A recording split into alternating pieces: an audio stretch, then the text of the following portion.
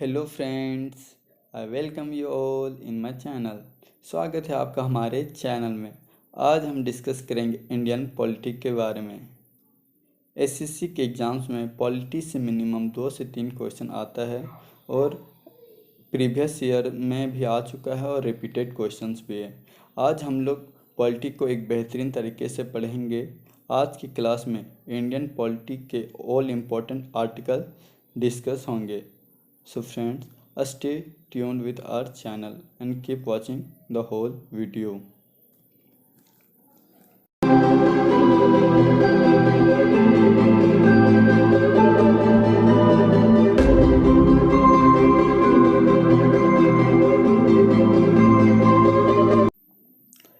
Polity की बात करें तो इसमें 395 आर्टिकल्स हैं जो इम्पोर्टेंट नहीं हैं। इसमें से कुछ ही इम्पोर्टेंट है जो हम पढ़ेंगे आज की क्लास में। फ्रेंड्स, हमारे इंडियन कॉन्स्टिट्यूशन या भारत संविधान में 395 आर्टिकल्स हैं और इनको 22 भाग में बांटा गया है। 12 शेड्यूल है जिसे हम कोई नेक्स्ट सेपरेट वीडियो में चर्चा करेंगे।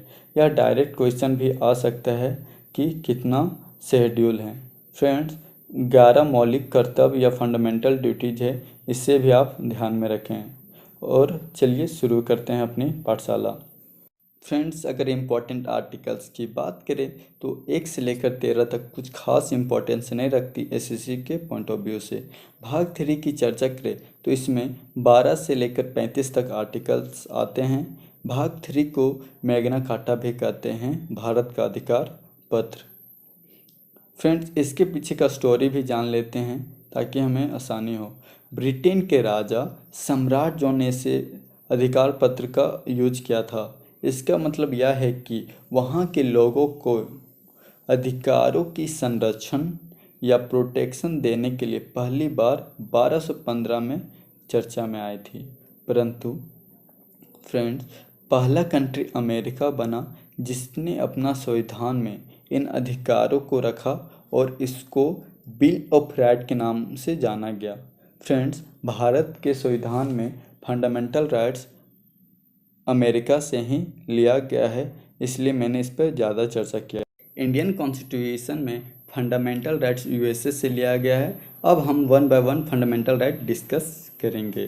फ्रेंड्स, पहला राइट टू इक्वलिटी मीन्स समानता का अधिकार, आर्टिकल 14 से 18 तक बात करता है। दूसरा राइट टू फ्रीडम मीन्स स्वतंत्रता का अधिकार, आर्टिकल 19 से 22 तक बात करता है। तीसरा राइट अगेंस्ट एक्सप्लॉयटेशन, शोषण या एक्सप्लॉयटेशन के विरुद्ध अधिकार, आर्टिकल 23 से 24 बात करता है। Friends, right to freedom of religion means धार्मिक स्वतंत्रता का अधिकार, आर्टिकल 25 से 28 तक बात करता है।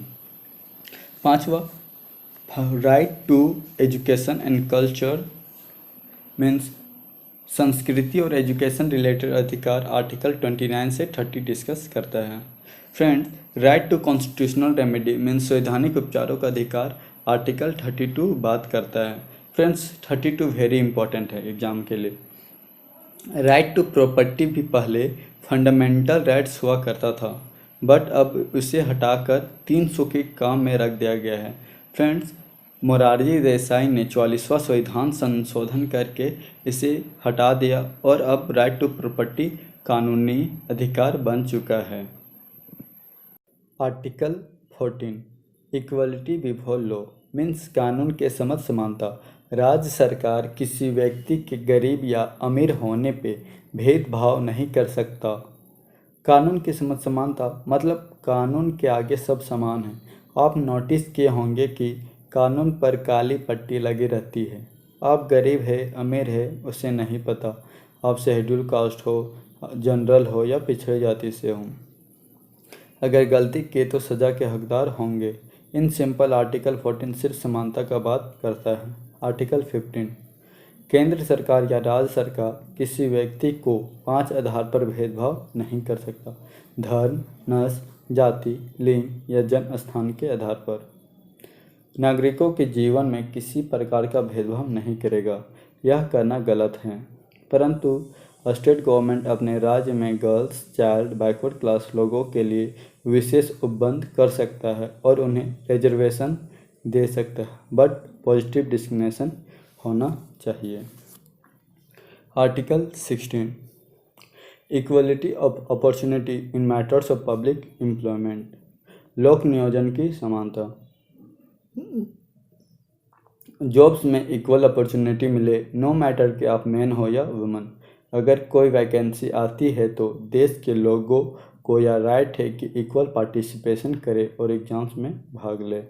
राज्य सरकार किसी को वंचित नहीं रख सकता, बट सोसाइटी का सेल्फ सेंटर्ड ओपिनियन एग्जिस्ट करता है। जिसे आरक्षण मिलता है उसे लगता है कि आरक्षण सही है और जिसे नहीं मिलता वह उसके खिलाफ है। अगर आरक्षण गलत होता तो सुप्रीम कोर्ट खुद रद्द कर देता। State government schedule caste, schedule tribe and backward class लोगों के लिए कुछ कोटा फिक्स कर सकता है। रिजर्वेशन जाति, लिंग, स्थान के आधार पर मिलता है, धर्म के आधार पर रिजर्वेशन नहीं मिलता। इसे आप याद रखिएगा। Next article we have 17 abolition of untouchability, छुआछूत की प्रथा। छुआछूत की प्रथा अब समाप्त कर दिया गया है और अब यह क्राइम की कैटेगरी में आता है। 1955 में कानून बना और 1989 में इसे सख्त किया गया। Next article we have 18 abolition of title, उपाधियों का अंत। दोस्तों, इंडिपेंडेंस से पहले देश में महाराज, सर, नाइटहुड, राय ये सब टाइटल्स प्रचलन में थे, परंतु अब इन टाइटल का अंत कर दिया गया है। देश में नेशन अवार्ड में भारत रत्न मिलता है, एजुकेशन में डॉक्टर एंड प्रोफेसर होते हैं, रैंक जो आर्मी में मिलता है, आर्मी में ब्रिगेडियर, कॉलोनल, लेफ्टिनेंट जनरल होते हैं। अगर किसी को नेशनल अवार्ड या नेशन अवार्ड मिलता है तो वह अपना सरनेम में यूज नहीं कर सकता। आर्टिकल 19 में बेसिक कॉन्स्टिट्यूशन में 7 प्रकार के फ्रीडम भारतीयों को मिलता था, बट अब 6 प्रकार के स्वतंत्रता मिलता है। हम देखेंगे 7वां कौन सा हटाया गया है। पहला है अभिव्यक्ति की आज़ादी, आप अपना ओपिनियन को एक्सप्रेस कर सकते हैं। दूसरा, सभा करने की आज़ादी, आप पीसफुल वे में सभा या प्रोटेस्ट कर सकते हैं, बट नेशनल प्रॉपर्टी को कोई हार्म ना करे। तीसरा, संगठन या ऑर्गेनाइजेशन बनाने की आज़ादी। चौथा, संचरण या घूमने की आज़ादी, लेकिन आप रेस्ट्रिक्टेड एरिया में जाके या नहीं बोल सकते कि वहाँ घूमना आपका अधिकार है। पांचवा, निवास या कहीं बसने की आज़ादी। जम्मू कश्मीर में पहले आप ज़मीन नहीं ले सकते थे, बट आर्टिकल 35 से और 370 हटने के बाद आप जम्मू कश्मीर में भी निवास बसा सकते हैं। छठा, व्यापार करने की आज़ादी। फ्रेंड्स, 7वां स्वतंत्रता था संपत्ति का अधिकार, जो अब समाप्त कर दिया गया है। राइट टू प्रॉपर्टी, संपत्ति का अधिकार, मोरारजी देसाई ने 44वां संविधान संशोधन करके हटा दिया और इसे 300 के काम में रख दिया गया है। संपत्ति का अधिकार अब कानूनी अधिकार बन चुका है। Next article 21 protection of life and personal liberty, प्राण एवं दैहिक स्वतंत्रता। अगर आप कोई क्राइम में इन्वॉल्व नहीं हैं और आप पर कोई क्रिमिनल केस नहीं लगा है तो आपके जीवन और व्यक्तिगत स्वतंत्रता को आपसे कोई नहीं छीन सकता। दोस्तों, आर्टिकल 21 ही एकमात्र ऐसा आर्टिकल है जो ड्यूरिंग इमरजेंसी भी सस्पेंड नहीं किया जा सकता और यह इम्पोर्टेंट आर्टिकल है, याद रखिएगा। Next article 21 right to education, 21 का काम 6 से 14 वर्ष के बच्चों के लिए राज्य सरकार फ्री एजुकेशन प्रोवाइड कराएगा। यह वर्ष 2002 में 86वां संविधान संशोधन करके जोड़ा गया है। Next article we have 24 prohibition of employment of children in factory, means 6 से 14 वर्ष के कम एज के बच्चों को फैक्ट्री, इंडस्ट्री और माइंस में काम ना करने देना और इस पर प्रतिबंध लगाया गया है। Next article 23 prohibition of factory in human beings and force labour, means इसके तहत ह्यूमन ट्रैफिकिंग, बंधुआ मजदूरी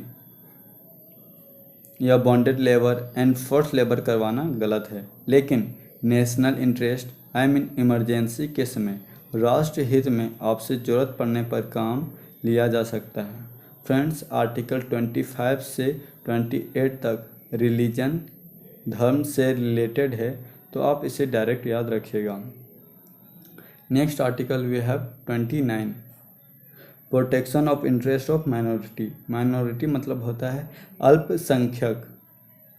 अल्पसंख्यक को संस्कृति, भाषा, लिपि, धर्म, जाति के आधार पर संस्थान से दूर या वंचित नहीं रखा जा सकता और उनके अधिकारों का संरक्षण होगा, आर्टिकल 29 बोलता है।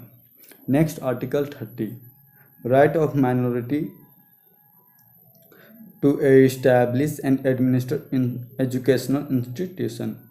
अल्पसंख्यक अपने संस्थान खोल सकते हैं और सरकार उन्हें फंड एंड फिनेंशियल सपोर्ट भी प्रोवाइड कराएगा।